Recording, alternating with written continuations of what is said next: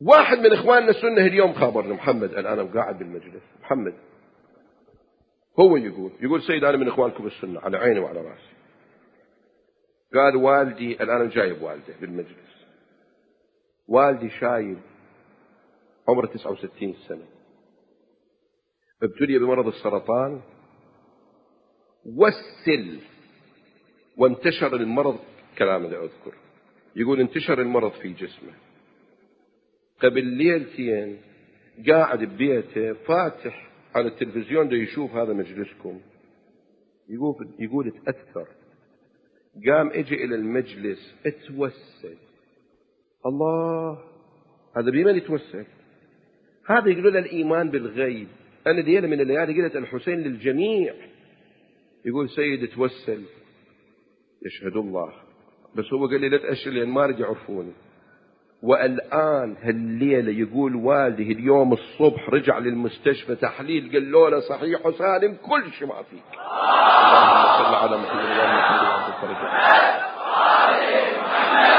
شاب من الشباب اسمه فيصل الآن قاعد بالمجلس، هذا صار له 3 أشهر عنده مشكلة مرض قولون وأمعاء، ما تنحل هاي المشكلة.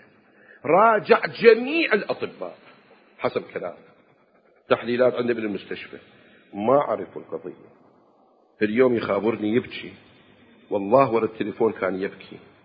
قال قبل كم ليلة أنت ذكرت قضية ذاك الرجل الذي أخذ الدموع بالاستكان وأعطى لبنته. يقول أنا دا أسمع بالتلفزيون، دا أسمع، أنا يوم أخذت الدمعة شرت من الدمع خليت في فمي، قلت أبا عبد الله مو بس هذيك، أنا أيضا مريض. والله اليوم خابرني ويبكي فيصل، قلت له تعال بالمجلس اقعد اسمعني. الآن رجع صحيح وسالم والحمد لله، يقول كل شيء ما فيني. اللهم صل على محمد وآل محمد. وإذا أريد أفصل هالمعاجز التي تحدث الآن، شنو دا يصير بالعالم اليوم؟ الناس لما عرفوا طريق الحق، الله نفسه الله ما تغير، والعباس هو العباس، باب الحوائج، باب الحوائج، ولكن يريد ذاك فاعلية الفاعل، يريد قابلية القابل. قلبك متوجه لما تتوسل إلى الله سبحانه وتعالى بأوليائه الصالحين، هؤلاء هم الشفعاء إلى الله. سيد الشفعاء رسول الله صلى الله عليه وآله وسلم، يا وجيها عند الله اشفع لنا عند الله. المقامات العجيبة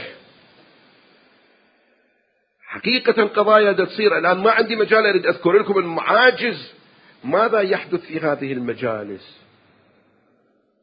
شنو الناس يأخذون من حوائج، والآن تشوفون هذه الليلة أطراف المنبر جايبين لي طفل